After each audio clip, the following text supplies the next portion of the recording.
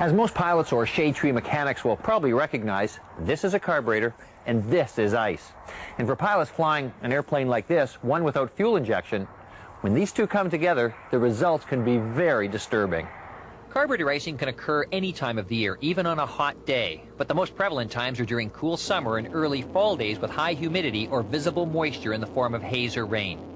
The Venturi effect of air passing through the carburetor lowers the temperature considerably, causing water vapor to freeze and eventually, without correction, can cause the engine to quit.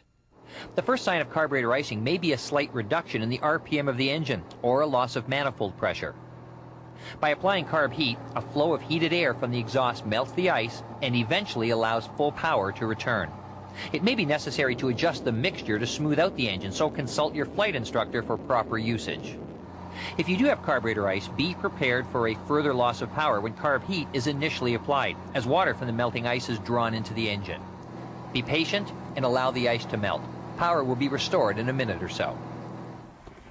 If the carb heat is turned off before the ice is completely melted, the engine may fail entirely. And with a cold exhaust, you won't have enough hot air to melt the ice and restore the power.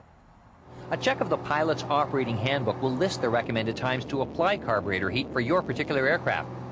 Anticipate and check for carburetor icing by applying carb heat periodically as an anti-icer rather than a de-icer.